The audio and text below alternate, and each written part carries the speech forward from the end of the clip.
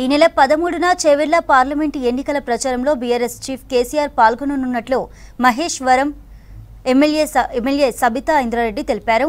కల్లబొల్లి మాటలతో కాంగ్రెస్ అధికారంలోకి వచ్చిందన్న సబిత 100 రోజుల పాలనలో ఇచ్చిన హామీలు నెరవేర్చలేదని విమర్శించారు.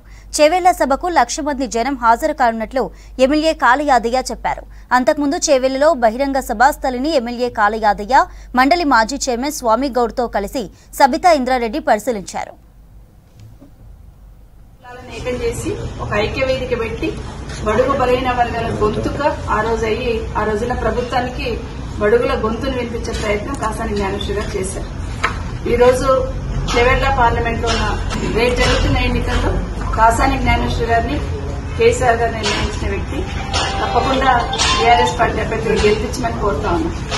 ఒక్కసారి వెనక్కి తిరిగి ఆలోచిస్తే తెలంగాణ రాష్ట్ర ప్రజలందరూ కూడా 10 సంవత్సరాల కేసీఆర్ గారి పాలన ఈ 90 రోజులు 100 రోజులు ఈ పాలనను తీసుకుంటే డెఫినెట్ గా ఒక అనుభవం ఉన్న నాయకుడు పాలన చేస్తే ఎట్లా ఉంటుంది అనేది స్పష్టంగా తెలంగాణ రాష్ట్రంలో అర్థమవుతోంది. టీఆర్ఎస్ పార్టీ అభిమానులు, కేసీఆర్ గారి అభిమానులు అందరూ కూడా 4:30 వరకు చేవెళ్లకి రావాలని, కేసీఆర్ గారి వెన్నంటి మేము ఉండడానికి భరోసా ఇవ్వాలని దాదాపు 2 lakhs అనుకుంటున్నాం. అంటే కేసీఆర్ గారి విలువ ఏంటనేది 3 నెలల్లో తెలిసింది కింద ప్రజలకి.